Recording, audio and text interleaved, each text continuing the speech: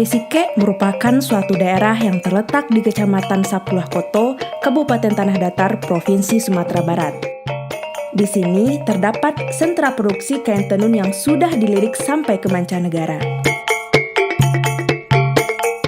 Sejak zaman dahulu, masyarakat Pandai Sike sudah ahli dalam menenun.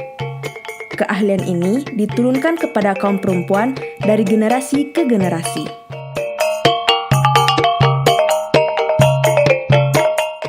Dalam pengerjaannya, tenun Pandai Sike masih memakai alat tradisional. Alat utama disebut dengan panta, yang terbuat dari bambu dan kayu, tempat merentangkan benang yang akan ditenun.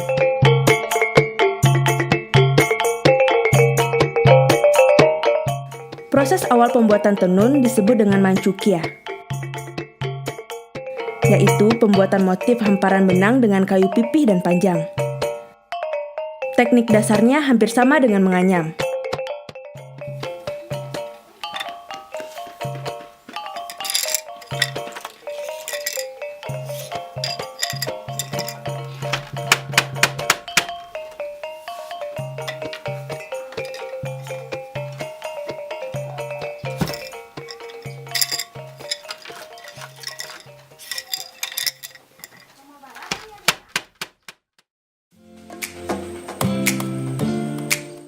Biasanya, satu kain songket dikerjakan selama sebulan oleh satu orang pengrajin.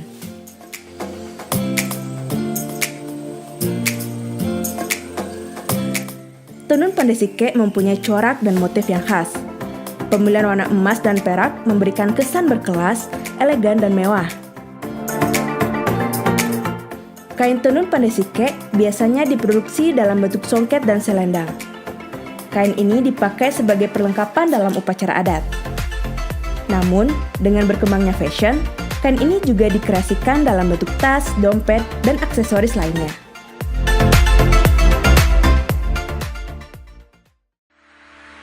Harga yang dibanderol untuk satu kain sekitar 1 juta sampai puluhan juta rupiah. Harga ini tergantung pada tingkat kesulitan menenun dan jenis benang yang dipakai. Meskipun relatif mahal, kain tenun Pandai Sike masih menjadi favorit pembeli, baik lokal maupun luar negeri. Nah, bagaimana?